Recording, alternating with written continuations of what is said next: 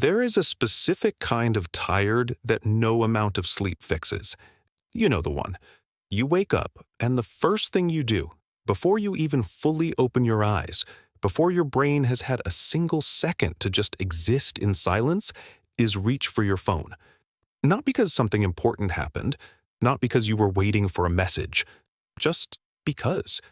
Just because your hand moved on its own, like it has its own nervous system now. Like your body has been quietly rewired while you were busy pretending everything was fine.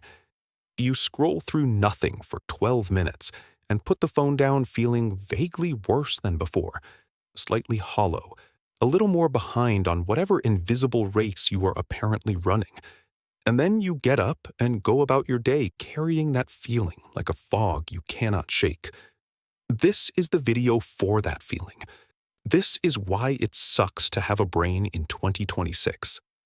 And the insane part, the part that should make every human being stop and stare at the ceiling for a full minute, is that you already know something is wrong.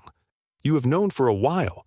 You feel it in the way you cannot read 3 paragraphs without your eyes sliding off the page. You feel it in the way a quiet room now feels like a threat instead of a relief. You feel it in the way you opened 5 different apps in the last hour without remembering why you opened any of them. Like your brain is a browser with 47 tabs and none of them are loading correctly. You are not lazy. You are not broken. You are not a uniquely weak person who lacks discipline. You are a human being running 2026 software on hardware that was designed 60,000 years ago, and nobody warned you that the update was going to be this violent. Here is the paradox that makes the whole thing so darkly funny. You live in the most stimulating moment in human history. More entertainment, more information, more connection, more novelty than any person who ever lived before you could have even imagined. You have a device in your pocket that contains virtually the entire recorded knowledge of civilization. Every movie, every song, every conversation, every answer to every question you have ever had.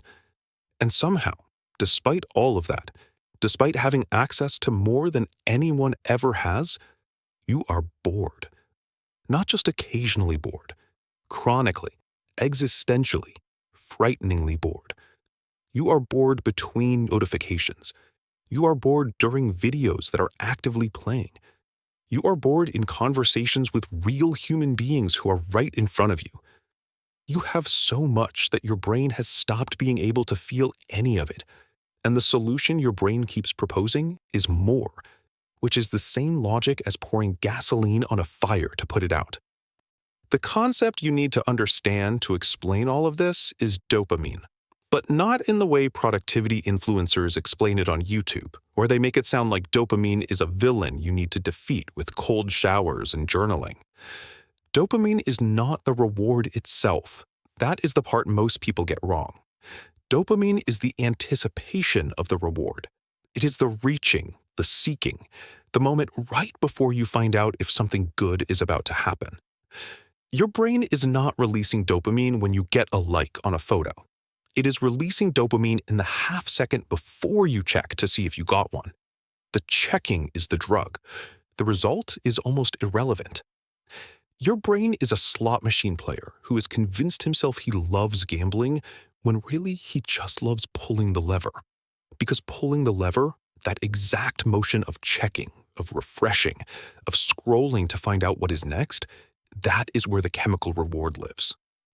And the internet, every single platform you use every single day, was designed by teams of engineers and behavioral psychologists whose entire job was to make that lever as easy to pull as possible, as frictionless as possible, as irresistible as possible, and to make sure that sometimes, just often enough to keep you hooked, something good is on the other side.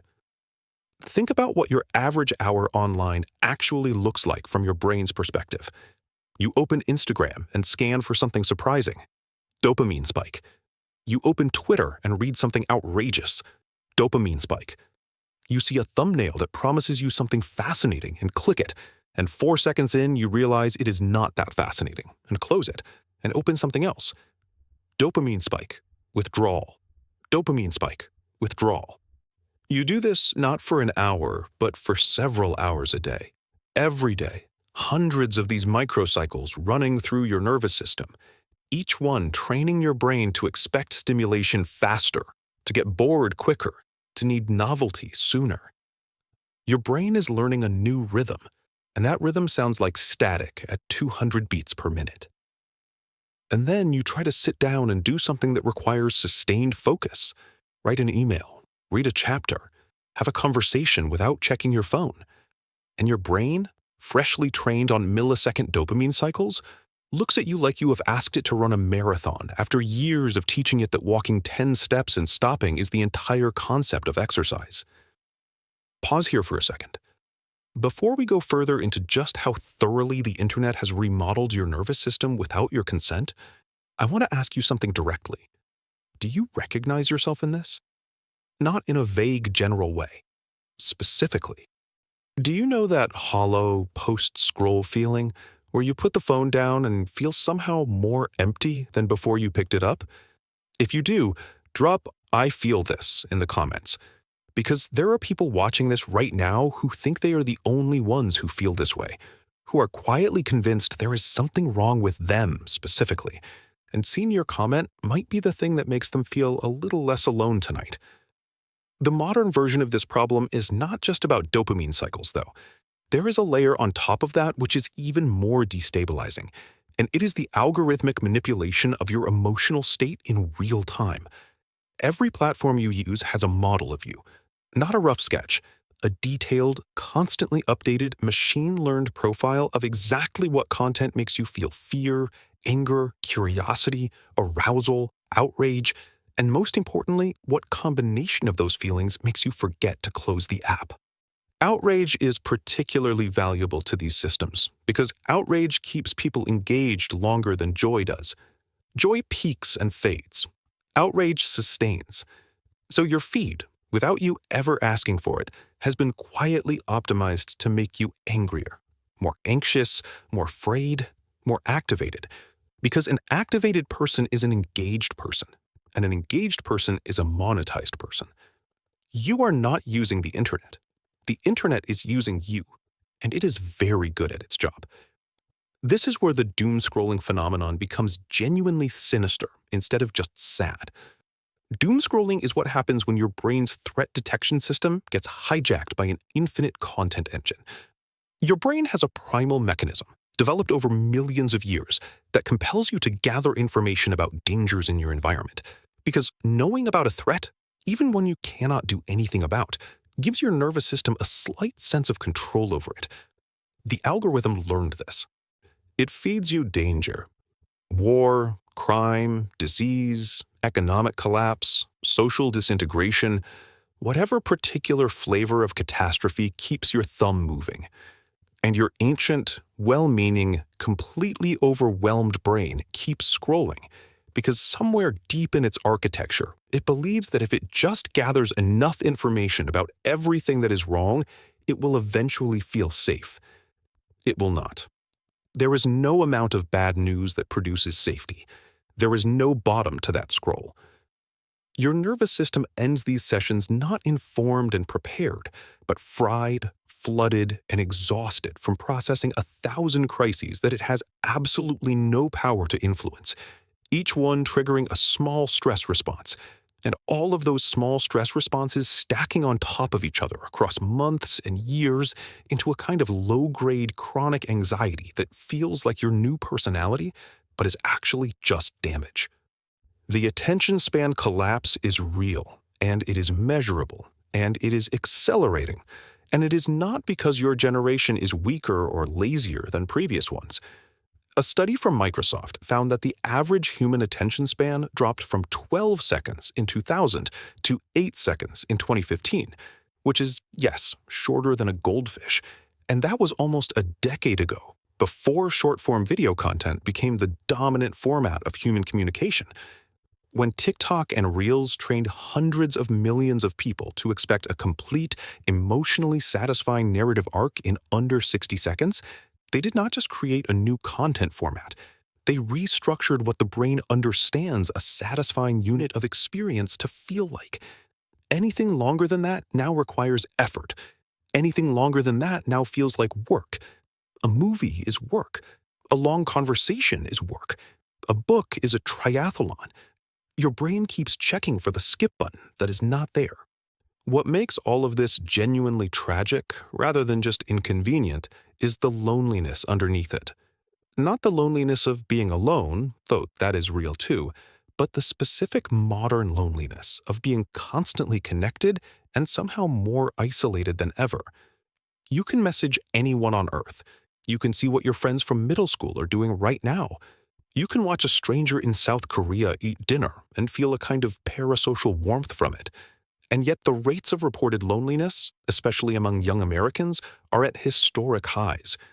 The theory that explains this is that passive consumption of other people's lives, which is the dominant mode of social media use, creates the sensation of social contact without delivering the actual neurological benefit of it.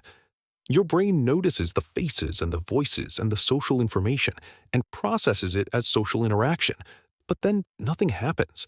There is no reciprocity. There is no genuine exchange. There is no moment where the other person sees you back.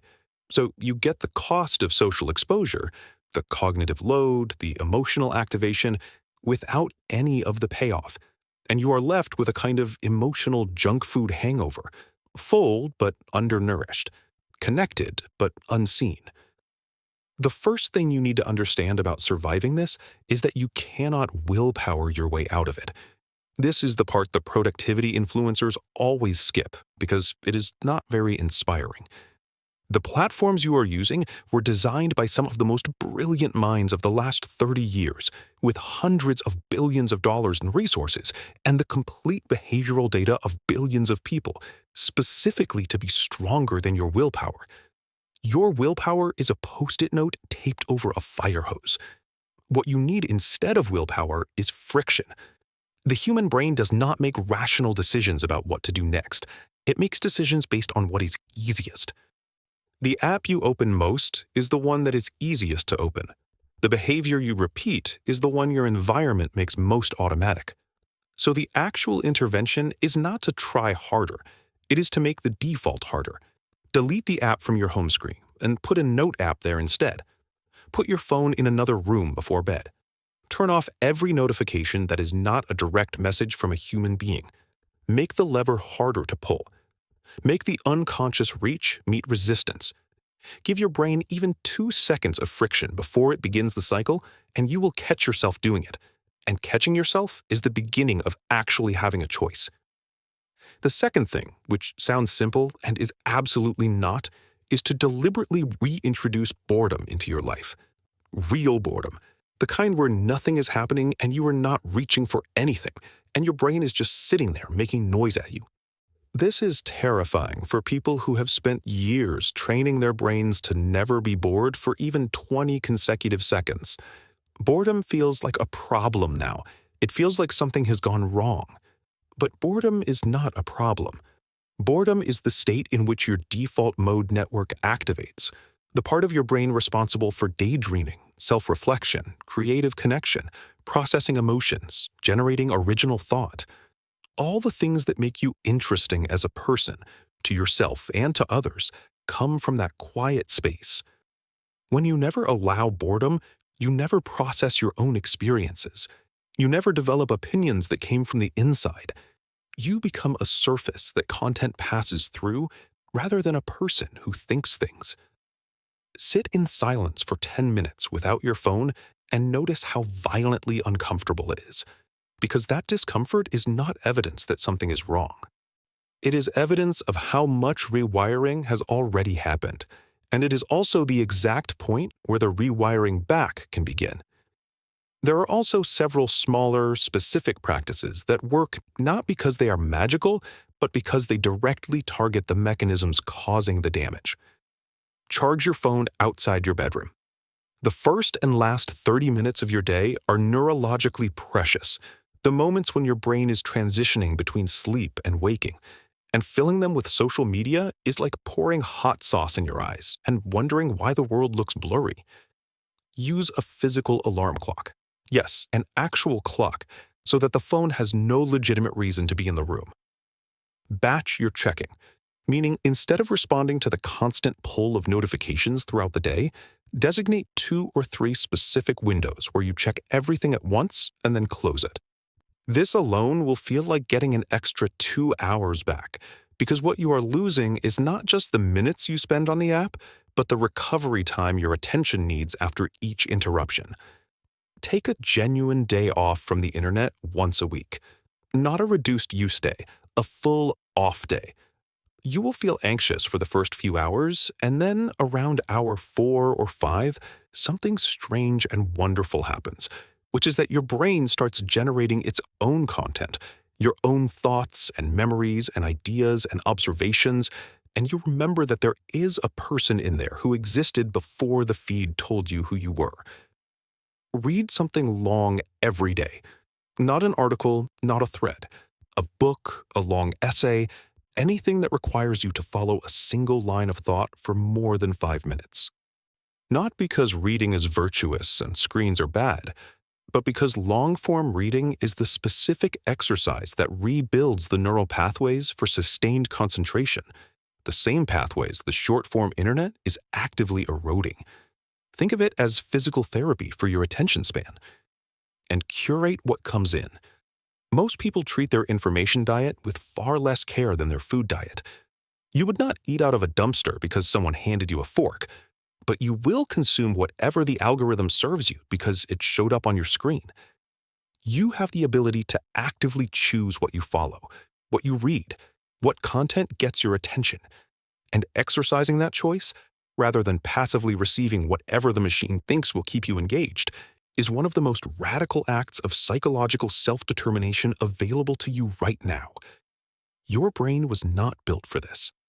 It was built for a world where novelty was rare and therefore valuable, where social comparison happened within a group of maybe 150 people, where information moved at the speed of conversation and therefore could be absorbed and processed at a human pace, where a threat was a thing you could actually do something about. It was built for boredom and silence and depth and slowness and genuine reciprocal human contact. And now it is being asked to process 10,000 inputs a day, maintain a curated public identity, track the highlight reels of hundreds of people simultaneously, stay outraged at scale, feel urgency about things happening on every continent, and do this every single day without rest or recalibration. Of course it is struggling. Of course you are exhausted.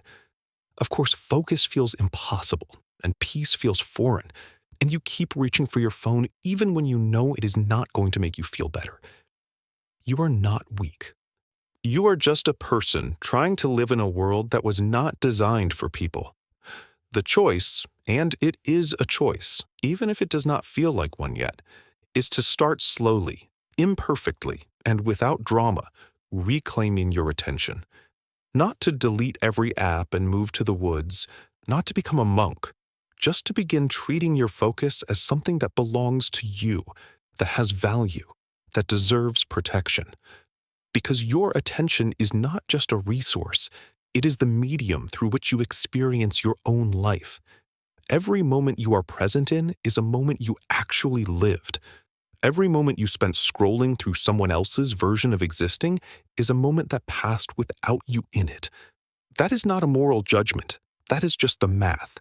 And once you see the math clearly, you cannot really unsee it. If you made it to the end of this, there is something you should know. You just spent several minutes following a single continuous line of thought, without switching apps, without checking notifications, without giving up halfway through. That is not nothing. That is actually a small act of resistance. If anything in this video put words to something you have been feeling but could not quite name, do something generous for yourself right now and hit subscribe. Not because the algorithm needs feeding, not because of some growth metric, but because this channel is built for exactly the version of you that showed up today. The one who is tired of feeling overstimulated and undernourished by the internet. The one who suspects there is a way to use technology without being consumed by it. The one who still believes they can get their brain back.